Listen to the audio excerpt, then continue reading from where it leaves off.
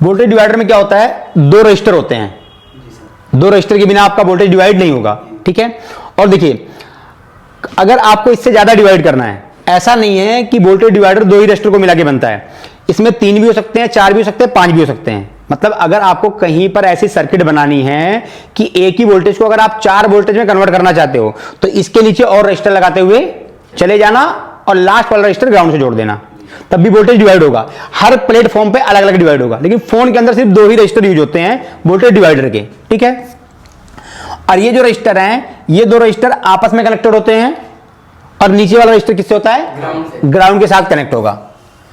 और इस रजिस्टर को बोलते हैं पुल अप और नीचे वाले को बोलते हैं पुल डाउन। हमेशा याद रखिए, जब भी कोई रजिस्टर प्लस से प्लस की लाइन में कनेक्ट होगा तो उसको बोलते हैं पुल अप, और जब भी कोई रजिस्टर प्लस और माइनस के साथ कनेक्ट होगा उसको बोलेंगे पुल डाउन। कई बार आप सुन सकते हैं कि बोलते हैं कि पुल अप या पुल डाउन। और इस रजिस्टर को बोलेंगे R1 और नीचे वाले को बोलेंगे R2। दोनों की वैल्यू मैंने यहां पर रखा है 100 किलो ओम। सर्किट के अकॉर्डिंग फोन में अलग अलग वैल्यू का रजिस्टर हो सकता है, मैंने यहां पर दोनों को रखा है 100 किलो ओम का। यहां पर एक पावर आईसी, मतलब वोल्टेज वो चाहे तो पावर आईसी से दें, फोन में पावर आईसी होती है तो मोस्टली पावर आईसी से ही आएगी। इसके लिए आएगा क्या, पावर आईसी से एक वोल्ट कितना 1.8 वोल्टेज रेगुलेटर 1.8 कौन बनाएगा, पावर आईसी एलडीओ। वहां से आएगा R1 के ऊपर, R1 पर वोल्टेज आने लग जाएगा।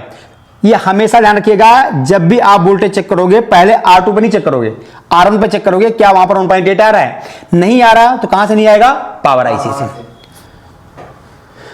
और उसके बाद वही वोल्टेज वहां से होते हुए नीचे रजिस्टर पे आ जाएगा, R2 में आ जाएगा, ठीक है। अगर ये रजिस्टर R2 का जो रजिस्टर है, R2 का रजिस्टर अगर ग्राउंड से कनेक्ट है और अगर यहां पर 1.8 है तो यहां पर बीच में जो वोल्टेज बनेगा वो कितना होगा, 0.900, मतलब उसको बोला जाएगा 900 मिली वोल्ट। अब यहां पर वोल्टेज डिफरेंट हो सकता है। अगर ऊपर के रजिस्टर की वैल्यू चेंज हुई, R1 की वैल्यू चेंज हुई, तब भी रजिस्टर डिफरेंट हो सकता है, वोल्टेज डिफरेंट होगा। R2 की वैल्यू चेंज हुई तब भी यहां पर वोल्टेज डिफरेंट होगा। अगर ऊपर इनपुट एग्जांपल मानिए, अगर यहां पर 2.8 आता है, अगर यहां पर 2.8 आएगा और दोनों रजिस्टर की वैल्यू सेम है तो आपको बीच में जो वोल्टेज मिलेगा वो कितना मिलेगा, 1.4। मतलब डिवाइड देखिए, दोनों ही डिवाइड हो रहे हैं। आप समझिए, अगर आप 2 भाई हैं और आपकी फैमिली में प्रॉपर्टी है, 2 भाई हैं तो प्रॉपर्टी का बंटवारा कैसे होगा, आधा। लेकिन अगर आप पावरफुल हैं तो क्या होगा, ज्यादा। अगर भाई एक भाई ज्यादा मजबूत है, ज्यादा ताकतवर है तो छोटे भाई को क्या देगा,